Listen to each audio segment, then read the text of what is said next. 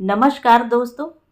कहानियों की श्रृंखला में आज सुनेंगे सुप्रतिष्ठित लेखिका वंदना बाजपेयी जी की कहानी गांव के दिन बहुर गए भैया। तो आइए सुनते हैं कहानी। पूरे गांव में बस रजनी के भाग जाने की चर्चा थी। एक लड़की ने पूरे गांव की नाक कटा दी। भागी तो भागी, वो भी गैर जात बिरादरी के लड़के के साथ। पूरा गांव ब्राह्मणों का है।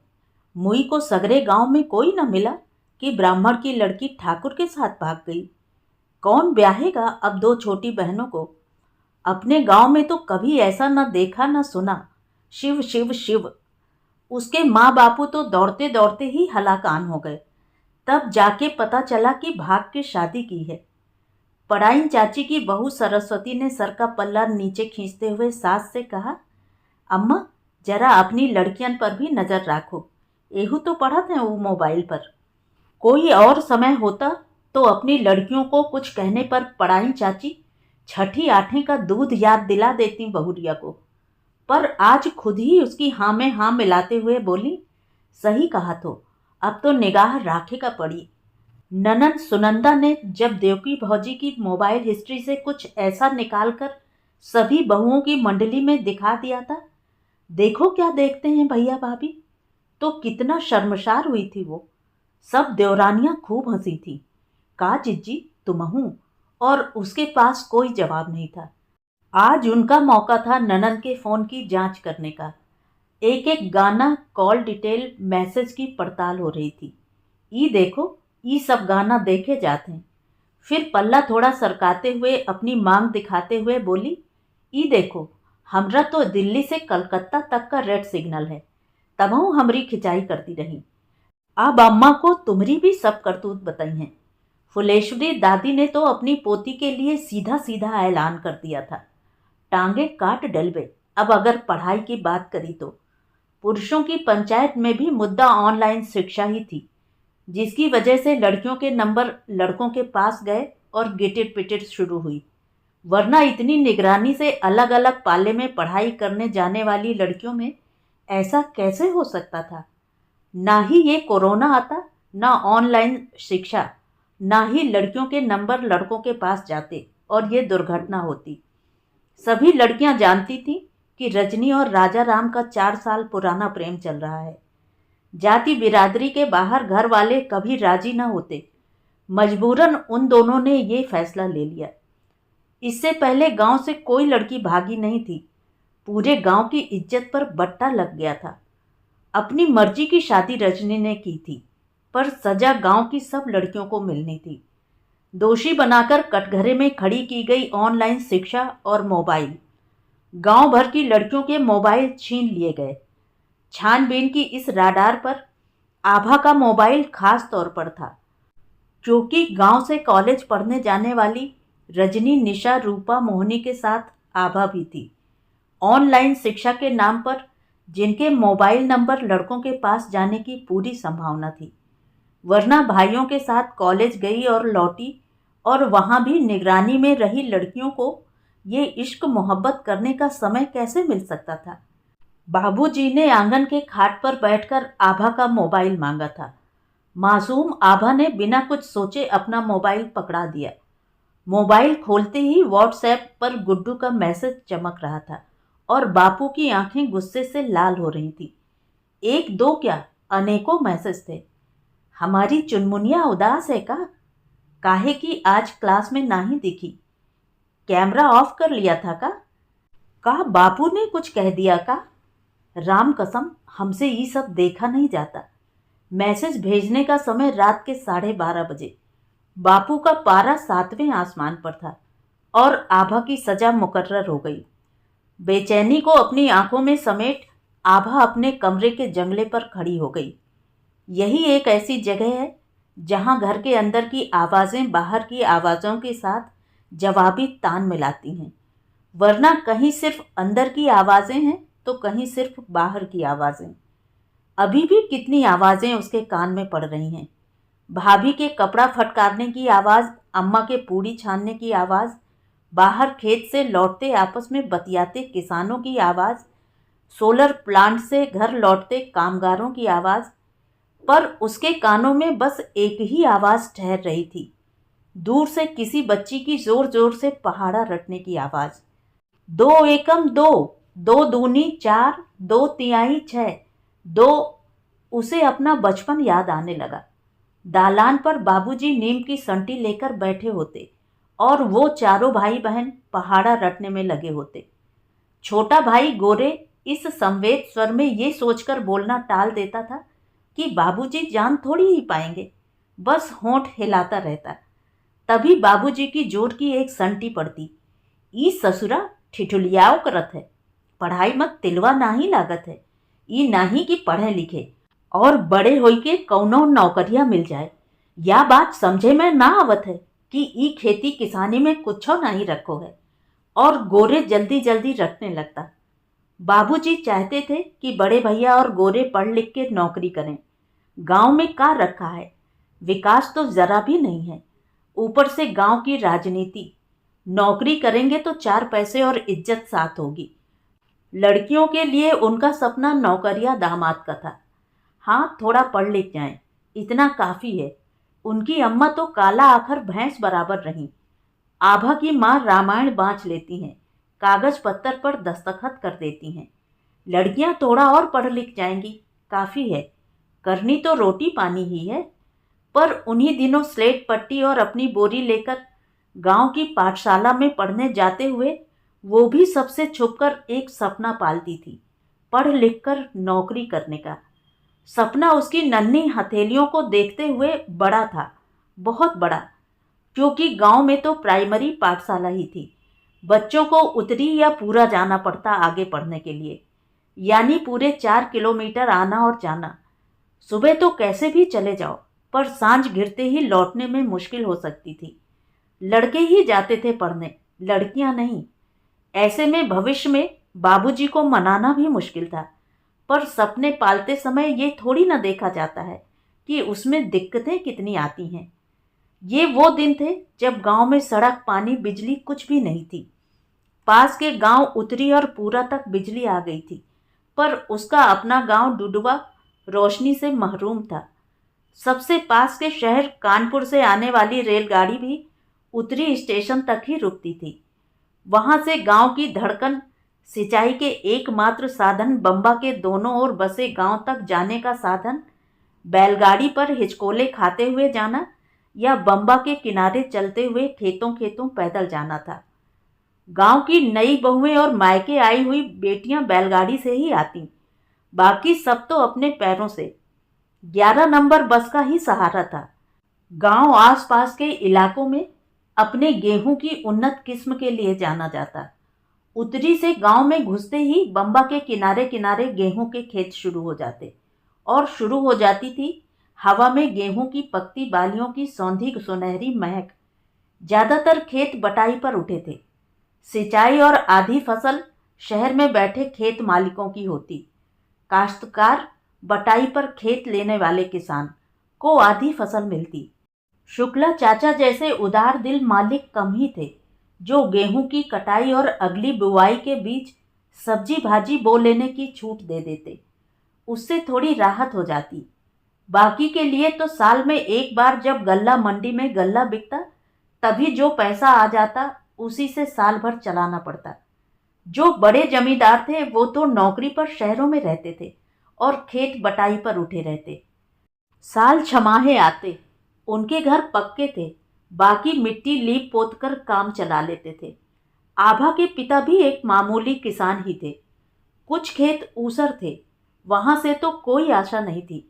बाकी छोटे खेत से जो कुछ मिल जाता उसी से साल भर का दाना पानी चलता। वो भी दिन थे जब घर में अभावों का साम्राज्य था, गरीबी का रोना था। उसे अभी भी वो साल याद है जब भयंकर सूखा पड़ा था। बम्बा का पानी जो सिंचाई का एकमात्र साधन था वो भी सूख गया था। तभी शुरू हुआ था छोटे किसानों का भी शहर की ओर भागने का दौर। और गल्ले की खेती करने वाले किसानों ने सूरजमुखी की खेती करना शुरू कर दिया। तब बम्बा के दोनों किनारों पर सूरजमुखी के खेत लहलहाने लगे थे। स्कूल से लौटते समय उसे ये सूरजमुखी देखना बहुत अच्छा लगता था। सूरजमुखी जो सूरज की ओर मुड़ जाता है, जैसे व्यक्ति ज्ञान की ओर। पर ममता मिस समझाती कि सूरजमुखी का मुड़ना होता है एक जड़ चेतना के कारण। उसे पता नहीं होता कि क्यों मुड़ रहा है, पर ज्ञान हमें हर बार परिस्थिति को सोचने समझने और मुड़ने हटने या आगे बढ़ने का विवेक देता है। तब कहाँ समझी थी कि लड़कियों के लिए ज्ञान की ओर मुड़ना इतना आसान तो नहीं होता। पूरे घर गांव कुनबे खानदान की इज्जत उन्हें अपने नाजुक कंधों पर ढोनी होती है। 12वीं से ही उसकी मुसीबत शुरू हो गई थी, जब गुड्डू ने उसे छेड़ना शुरू किया था। गांव के श्यामलाल चाचा का बेटा है गुड्डू। कहाँ श्यामलाल चाचा जिनकी ईमानदारी की कसम खा ली जाए, और कहाँ ये एक नंबर का आवारा निखट्टू। यूं तो स्कूल में पढ़ने में उसका मन नहीं लगता था, पर आता रोज था। उम्र में उससे 2 साल बड़ा होगा, पर अभी तक हाई स्कूल में जमा बैठा था। हालांकि गांव के स्कूल में लड़कियों और लड़कों की पाली अलग थी, पर छुट्टी के समय टकराना हो ही जाता था।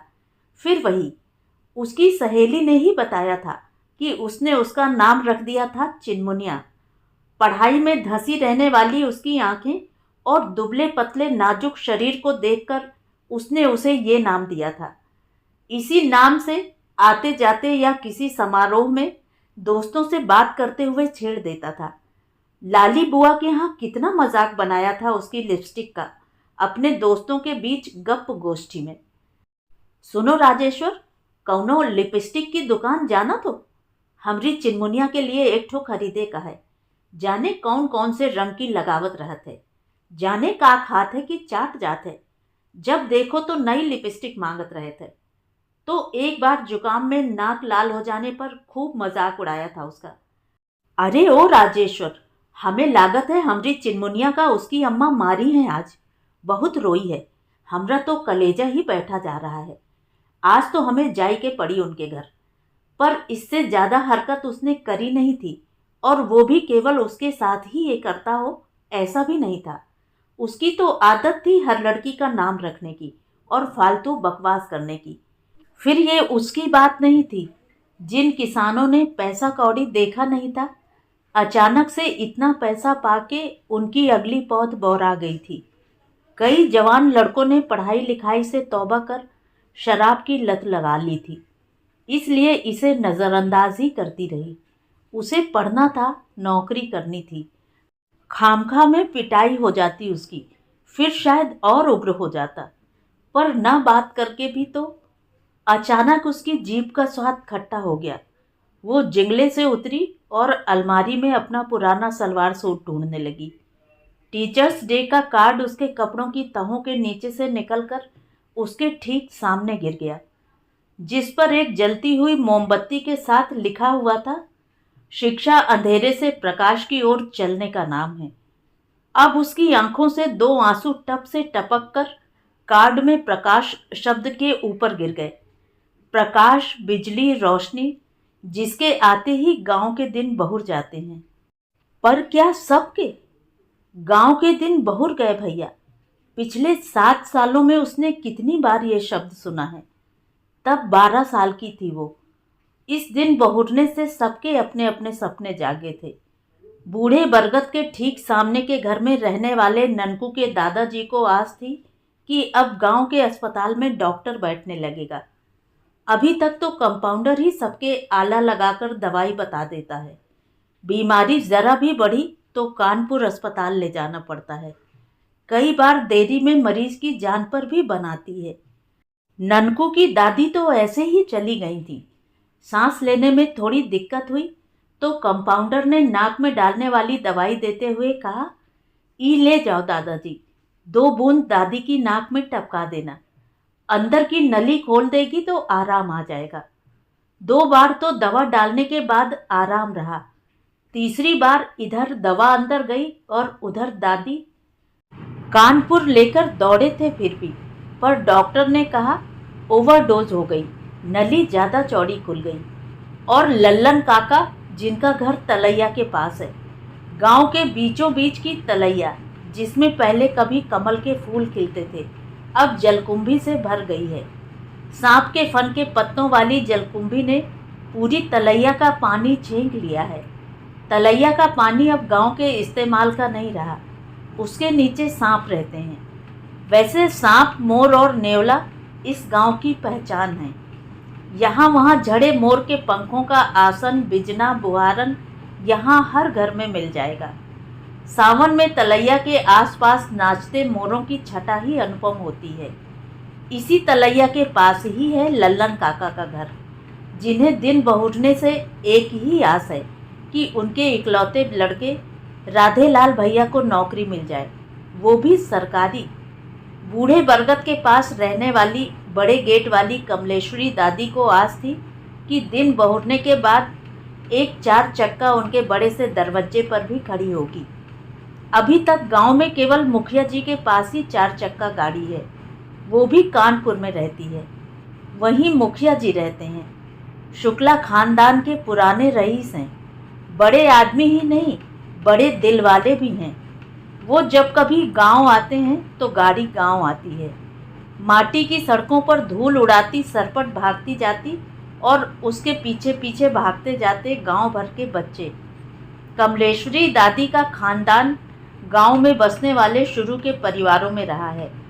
कहते हैं इस परिवार की जड़ें बूढ़े बरगद से भी ज़्यादा पुरानी हैं। शायद इसीलिए कमलेश्वरी दादी की गांव में बहुत इज्जत थी। कमलेश्वरी दादी जानती थी, पर सोचती 4 चक्का होती तो। गांव के कभी जमींदार रह चुके पांडे कुनबे के गांव में बचे एकमात्र वारिस मुनव्वा भैया को आस थी कि उनके खानदानी मंदिर का जीर्णोद्धार हो जाए। पुरखों द्वारा बनवाए गए इस मंदिर में दादा परदादा के समय बहुत रौनक रहती थी। मंदिर के कुएं में गांव भर की औरतें पानी भरने आती। पूरे गांव में उतना मीठा पानी किसी और कुएं का नहीं था। शाम को संध्या वंदन के बाद नीम के पेड़ों के नीचे चौपाल जमती। तरह तरह के किस्से कहानियां होते। ढोलक की थाप पर लोकगीतों की फुहार जेठ की शामों को शीतल कर देती। वर्षा घाम सहते सहते कब मंदिर की छत गिरी, कब मूर्तियां मुख्य स्थान से हटकर कोने में स्थानांतरित कर दी गईं। मंदिर के आगे उजड़े बाग से कब लोगों की बैठकी ने कोई और स्थान खोज लिया, ये तो उसे याद नहीं। याद है तो बस इतना कि उसने बहुत कोशिश की, पर खानदानी मंदिर के जीर्णोद्धार के लिए किसी ने पैसा कौड़ी खर्च नहीं करी। वारिस सब गांव छोड़ कानपुर, दिल्ली, मुंबई में बस गए। उसने कानपुर दिल्ली तक की दौड़ भी लगाई, पर ऊंची नौकरी ओहदे वाले होने के बावजूद किसी ने साझे के इस मंदिर के लिए टेंट ढीली कर एक दमड़ी भी ना निकाली। मंदिर उनके नाम होता तो शायद कुछ, पर साझे की खेती में कौन पैसा खर्च करे।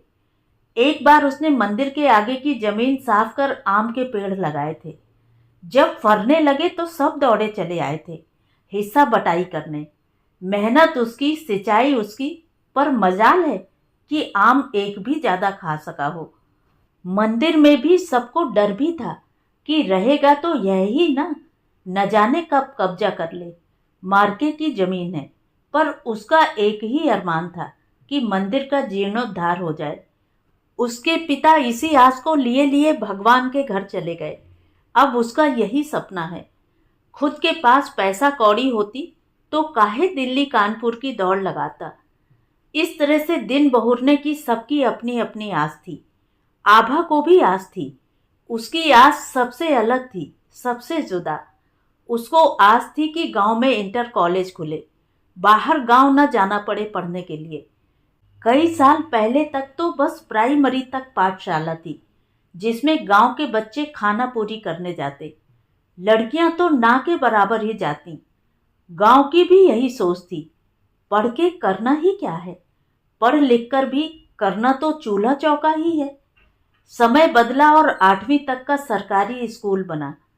सावन शुरू होते ही बीटीसी द्वारा चयनित शिक्षक और शिक्षक मित्र आते और घर घर जाकर दाखिले की प्रक्रिया पूरी कर लेते। फिर तो जब मर्जी हुई आए नहीं आए, पढ़ाया नहीं पढ़ाया। तीसरी कक्षा में थी वो जब ममता मिस स्कूल में आई। ममता मिस अपने कर्तव्यों के प्रति सजग थीं। एक बच्चा भी क्यों ना आए, पूरी मेहनत से पढ़ाती। पढ़ने में आभा शुरू से अच्छी थी, पर जुनून की हद तक अलख ममता मिस ने ही जगाई। तभी से आज तक ममता मिस से उसका रिश्ता गहरा दर गहरा होता गया। उन्होंने ही उसे बताया था मैत्रेयी गार्गी से लेकर कल्पना चावला, सुनीता विलियम्स तक का इतिहास। और वो सच्ची मिस कहकर मुंह बाकर सुनती। ममता मिस उसके सर पर मीठी सी चपत लगाते हुए कहती, पढ़ो लिखोगी तो तुम भी सब कर सकती हो। तभी से दिन बहुरने का अर्थ उसके लिए लड़कियों के लिए खुलने वाला उच्च माध्यमिक स्कूल था। एक बार 12वीं पास कर ले, फिर डिग्री कॉलेज के लिए तो पिताजी को मना ही लेगी। छोटी सी हथेली में छोटे से सपने थे उसके, और उनको पूरा करने का दिल से किया हुआ वादा। एक दिन सच में वो दिन आया जब गांव के दिन बहुरना शुरू हुए। उस दिन से पहले कानपुर देहात की तहसील बिल्हौर के डुडुआ जामौली का नाम विश्व तो क्या, उत्तर प्रदेश के मानचित्र की राडार में दूर दूर तक कहीं नहीं था। पर उस दिन ये खबर आग की तरह फैली जब एनटीपीसी के अधिकारी गांव आए और जमीन की नाप जोख शुरू हुई। गांव के रमई काका हांफते दाफते भोरे भोरे उसके घर के बाहर आकर उसके पिता को आवाज देने लगे, महेशर, ओ महेशर, देखो तो तुम्हारे गांव की जमीन नापी जा रही है। सरकारी आदमी आए हैं, चलो देखो चल के। और बाबूजी रोटी हाथ में लिए ही चल पड़े थे। वो भी पीछे पीछे भागी थी। गांव के बाहर ऊसर वाले इलाके में सारा गांव इकट्ठा हो गया था। का भैया, का होए वाला है यहाँ? राजेंद्र चाचा ने पूछा। ये जमीन सरकार लेगी, सरकारी आदमी ने जोर से कहा। सरकार लेगी? इसका क्या मतलब है? ऐसे कैसे हमारी जमीन सरकार ले लेगी? का दोबारा चकबंदी हुई का है क्या? बाबूजी ने पूछा। पिछली चकबंदी में उपजाऊ जमीन का हिस्सा गंवाने का दर्द अभी भी उनके कलेजे में टीस की तरह गड़ता था। नहीं, चकबंदी नहीं, इस जमीन पर बिजली का कारखाना बनेगा। गांव को ही नहीं, पूरे प्रदेश को बिजली मिलेगी, सरकारी आदमी ने समझाया। पूरे प्रदेश को बिजली देने की खातिर हम ही का गांव काहे चुना? ई तो सोना माटी है, हम सब का पेट पालित है। ई चली जाइए तो हम सब का करिए, का खाइए? राजेंद्र चाचा ने जोर से पूछा। देखिए, ये सरकारी काम है, हम कुछ नहीं कर सकते। 600 एकड़ भूमि का अधिग्रहण होगा, बहुत बड़ा प्लांट बनेगा, आप सबको सरकार उचित मुआवजा देगी, सरकारी आदमी ने कहा। उनके जाने के बाद गांव में चकचक शुरू हो गई। जितने मुंह उतनी बातें। बिजली बनेगी, पर हमका तो खेती किसानी ही आवत है। मुआवजा भी कितने दिन चली है, खाए के डकार ले सब, फिर का होई? हमरी मौसी के ननंद के गांव में प्लांट लगा है। कोयला धुआं से जौन खेत कब्जा में नहीं आए वहू बर्बाद हो गए रहे। पर सुने हैं कि या तो सूरज देवता की रोशनी से बिजली बनी है। वो सब छोड़ो, सबसे जरूरी तो देखे का है कि मुआवजा मिली तो कितना मिली।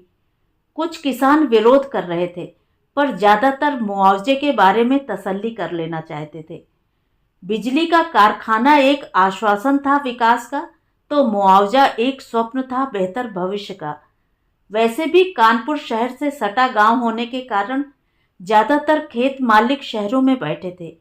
वो सब जानते थे सरकारी काम है, रोड हो, रेलवे लाइन हो या कुछ और, जिनके खेत आ जाते हैं उन्हें देने ही पड़ते हैं। अब सारा खेल मुआवजे का है। शुक्ला चाचा ने आकर सबको समझा दिया था। अगर कोई अपना खेत नहीं देगा तो सरकार के पास इतने इंजीनियर हैं कि वो उस खेत को छोड़कर अपने डिजाइन में तब्दीली कर लेंगे। अब खेत तक जाने की मुश्किल किसान को आएगी, पर गांव के बाहर खेतों में काम करने वाले मजदूरों की चिंता अलग थी। खेत के मालिक को तो पैसा मिल जाएगा, पर उनका क्या होगा? गांव की चौपालों में, छोटे मंदिर और पाठशाला में, या फिर फुलवा दादी के घर लगने वाली औरतों की जमघट, हर तरफ एक ही मुद्दा रहता कि मुआवजा मिलेगा तो कितना। पंचायत बैठी और तय किया गया कि सर्किल रेट का 4 गुना पैसा एक लड़के को नौकरी और जिंदगी भर की पेंशन की मांग की जाए। तभी गांव के दिन बहुर सकते हैं। शुक्ला चाचा ने एक मांग और जोड़ दी थी कि खेत में काम करने वाले जो लोग बेरोजगार होंगे उन्हें प्लांट में नौकरी मिले। इधर किसानों ने अपनी मांग सरकार के आगे रखी, उधर हर घर में झगड़ा होने लगा। सरकारी नौकरी किस लड़के को मिले?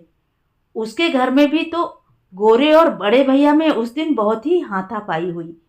बड़े भैया का कहना था कि नौकरी उन्हें ही मिलनी चाहिए क्योंकि वो घर के बड़े हैं, और छोटे इस बात को नकार कर खुद के लिए नौकरी की मांग कर रहा था। बाबूजी जिसके पक्ष में बोलते, दूसरा उनके सर चढ़ जाता। अंत में यही तय हुआ कि पहले सरकारी फैसला तो आ जाए। किसानों की मांग और सरकार के बीच फैसला होने में समय लग गया। आखिरकार सर्किल रेट पर नहीं, बाजार मूल्य पर 4 गुना पर बात तय हुई। बाकी किसानों के पुनर्वास के लिए 1.5-2 लाख रुपया मिलना तय हुआ। कई घरों ने ये फैसला महज इसलिए स्वीकारा कि चलो घर के लड़कों में झगड़ा तो नहीं होगा। अधिग्रहण का काम शुरू हो ही गया। कागजों के सत्यापन के बाद मुआवजा मिलना शुरू हुआ। किसी को 20 लाख, किसी को 50, किसी की उपजाऊ जमीन गई तो किसी की ऊसर वाली जमीन। बाप दादों की जमीन थी। नया कानून से बेटियों का भी हक था, पर ज्यादातर बेटियों ने अपनी इच्छा से अपना हक भाइयों को दे दिया। कुछ को समझा बुझा दिया गया। आभा तो छोटी ही थी, पर उसने भी तो हस्ताक्षर कर दिए थे बाबूजी के कहने पर, ताकि आगे कोई दिक्कत भाइयों को ना आए। वो दिन था कि गांव के दिन बहुरने शुरू हो गए। सोलर पावर प्लांट बनने के साथ साथ गांव में विकास आने लगा। सड़क बनी, बिजली आई, बाजार में रौनक आई, कुओं की जगह बोरिंग शुरू हुई, घर घर संडास बने। कई घरों में दोपहिया गाड़ी आई तो कई घरों के आगे 4 चक्का खड़ी हुई। हर हाथ में नया महंगा मोबाइल आया। मंदिर का जीर्णोद्धार हुआ और कच्चे घरों की जगह तिमंजिले तन गए। शुक्ला चाचा के प्रयासों से पहले 10वीं तक माध्यमिक सरकारी स्कूल बना, फिर उच्चतर माध्यमिक विद्यालय भी। आभा का पढ़ने का सपना साकार होने लगा और वो एक के बाद एक कक्षा की सीढ़ियां चढ़ते हुए 12वीं पास कर गई। आभा गांव की पहली ऐसी विद्यार्थी बनी जिसके 12वीं में 90% से अधिक अंक आए। पूरे गांव में उसकी तारीफ थी। बाबूजी ने भी खुशी खुशी कानपुर से कॉलेज की पढ़ाई करने की अनुमति दे दी। बड़े भैया भी उसी कॉलेज में पढ़ रहे थे। निगरानी की कोई चिंता बाबूजी को नहीं थी। आभा का निश्चय था कि ग्रेजुएशन के बाद उसे बैंक में अफसर बनना है। अपने पैरों पर खड़े होकर अपना आसमान पा लेने का सपना बस मुट्ठी भर दूर ही था। आभा का कानपुर के कॉलेज में 1 साल भी नहीं बीत पाया कि चीन और यूरोप में तबाही मचाने वाले कोरोना ने भारत में दस्तक दी। लॉकडाउन लगते ही गांव में भी भय का माहौल बनने लगा।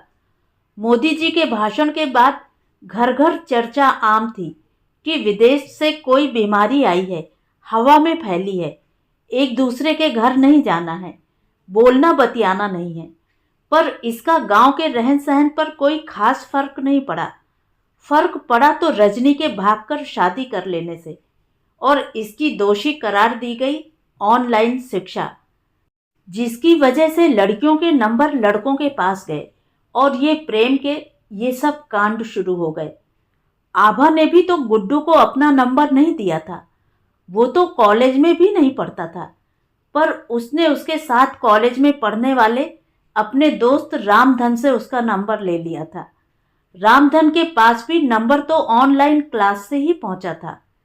नंबर पाते ही गुड्डू की बदतमीजियां, जो कभी कभी आते जाते ही होती थी, अब फोन पर मैसेज के रूप में होती। एक नहीं, ढेरों मैसेज, कुछ लिखित मैसेज और कुछ चिनमुनिया के नाम से बनाए गए उसके टिकटॉक वीडियोज, जो टिकटॉक के बैन होने पर यूट्यूब शॉर्ट्स में डाल दिए गए थे। न जाने कितनी लड़कियों को वो ऐसे मैसेज करता था। कभी कभी कॉल भी करता। न वो कभी कॉल रिसीव करती, न कभी मैसेज देखती, बस नज़रअंदाज कर देती। पर आज दोषी वो मानी गई, गुड्डू नहीं। आभा की सजा मुकर्रर हो गई थी।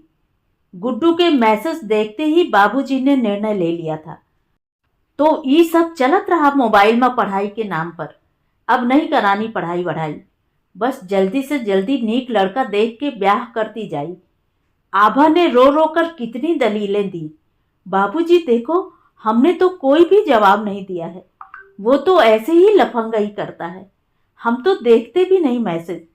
हाँ, इस फालतू बकवास करने से ज्यादा कुछ किया ही नहीं, फिर हमारी पढ़ाई काहे को रोक रहे हैं? इसमें हमारी क्या गलती है बाबूजी? इसमें हमारी क्या गलती है? पर हफ्ते भर के अंदर बाबूजी ने उसकी शादी चौबेपुर गांव के माधव के साथ तय कर दी। पुरानी जान पहचान थी, अब इतनी जल्दी और कोई घर कैसे मिलता? ब्याह तो करना ही था, आखिर घर की इज्जत का सवाल था। नाक थोड़ी ना कटानी थी। 7 दिन बाद तिलक चढ़ना था और 10वें दिन शादी। अब कोरोना काल में ज्यादा लोगों का जुटान तो होना नहीं था, तो गांव वालों के आश्रय निपट ही जाएगी का भाव था। माँ बाबूजी के लिए खुशी की बात थी। कोई बात बिगड़े उससे पहले इज्जत से अपनी बेटी विदा कर दें। कम से कम रजनी जैसे मुंह पर कालिक पोत कर तो ना भाग जाए। माधव 12वीं तक पढ़ा है, इसी सोलर प्लांट में नौकरी करता है, खाता पीता परिवार है, और क्या चाहिए एक लड़की को खुश रहने के लिए। 2 दिन पहले माधव अपने परिवार के साथ उसे देखने आया था और उसकी अम्मा ने साफ कह दिया था, देखो पढ़ाई लिखाई जितनी कर ली हो उतनी बहुत है। हमरे घर बहुओं की कमाई खाने का रिवाज नहीं है। वैसे भी आजकल की लड़कियों के दिमाग पढ़ लिख के बहुते खराब हो गए हैं। 2 पैसे का कमान लगत हैं, सोचत है पूरा परिवार ही खरीद लिया। जमीन जायदाद तो ससुराल की चाहत है, पर ई 2 कौड़ी के पाछे हुकुम अपना बजावा चाहत हैं। हमरी ननद का तो घर ही बिगाड़ दी, डोली से उतरी और रानी बने चाहत हैं, मूड भी ना ही ढकना चाहत हैं। माधव ने भी बातों बातों में कह ही दिया, हमरे घरे हमरी अम्मा का ही हुक्म चलिए, पूरा परिवार लेके चली हैं। अब उनका भी तो सेवा टहल मिली के चाहिए। कहना चाहती थी कि पढ़ने लिखने और नौकरी करने का ये अर्थ नहीं कि लड़कियां घर तोड़ देंगी। कह तो तब भी कुछ नहीं पाई जब दान दहेज तय किया जा रहा था, जहां उसकी शिक्षा और सपनों का कोई मोल नहीं था। तभी अम्मा ने बाहर से कुंडी खड़काई, आभा दरवाजा खोलो, देखो कौन आया है मिलने खातिर। आभा ने विचारों की दुनिया से निकलकर वर्तमान में प्रवेश किया। नम आंखों को पोंछकर होठों पर नकली हंसी चिपकाई और दरवाजा खोला। सामने मिस ममता खड़ी थी। आभा, सुना तुम्हारा ब्याह हो रहा है, कहती हुई मिस ममता अंदर आ गईं। बीते कई दिनों से पहली बार उसने शब्दों में ऐसा प्रेम सुना था। गले लगकर फफक पड़ी। मिस, पढ़ाई छूट रही है मेरी। आप ही ने राह दिखाई थी, कल्पना चावला, सुनीता विलियम्स की।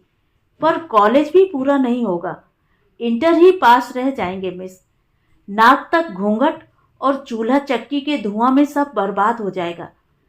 क्या फर्क पड़ता है 12वीं में टॉप किए कि फेल हो गए, सब मेहनत बर्बाद। मिस ममता चुपचाप उसकी पीठ पर हाथ फेरने लगी। मिस, क्या बहुर गए गांव के दिन। बिजली आ गई, सड़क बन गई, घर बन गए, स्कूल कॉलेज भी बन गए, पर लड़की तो अभी भी नाक ही रही ना घर की। घर की इज्जत जिसे बचाना जरूरी है।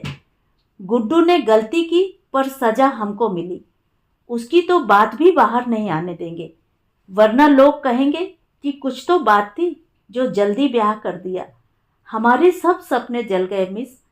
इन सपनों की राख पर गृहस्थी बसानी है।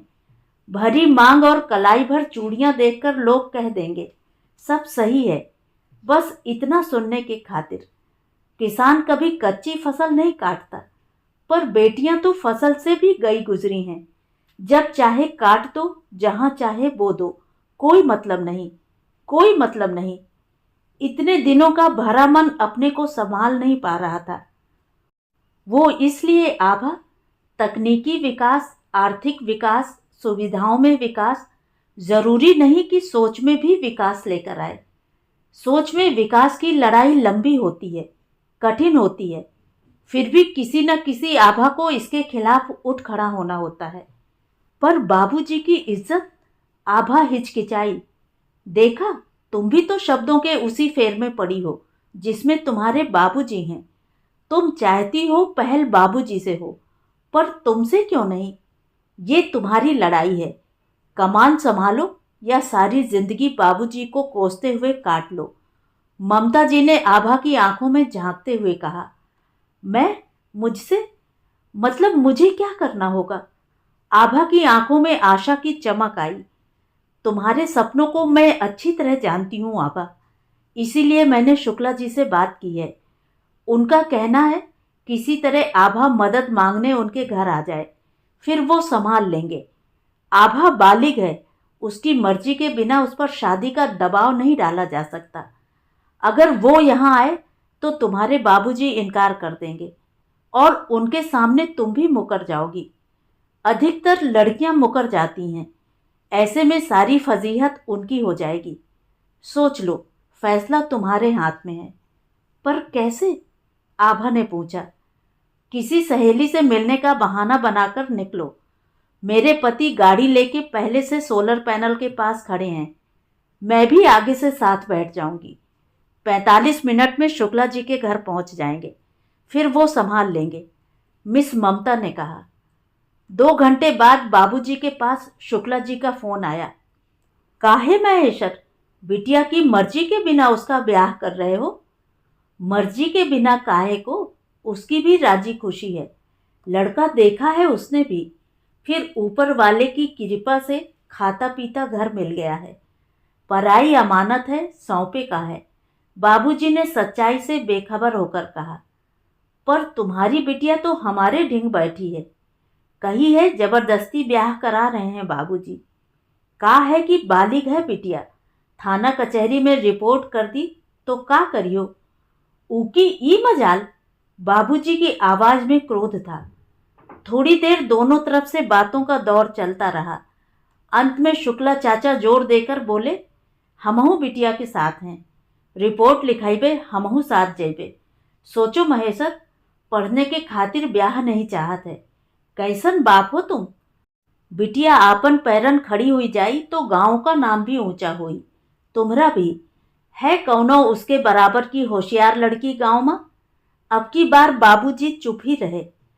2 घंटे बाद फिर से आभा शुक्ला चाचा चाची के साथ वापस गांव के घर में थी। बाबूजी से देर तक बातें होती रहीं। माधव के माता पिता को फोन करके कह दिया गया कि हमारी बिटिया तो आगे पढ़ेगी। फिर तो उधर से भी ना हो गई। अगली सुबह कई दिन बाद आभा ने गूगल मीट पर अपनी मीटिंग आईडी डालकर फिर से ऑनलाइन क्लास ज्वाइन करी। आभा के चेहरे पर मुस्कान थिरक रही थी। आभा गांव की पहली ऐसी लड़की थी जो पढ़ाई के लिए घर से भागी थी। आभा के साथ साथ गांव की लड़कियों को भी मोबाइल वापस मिल गए।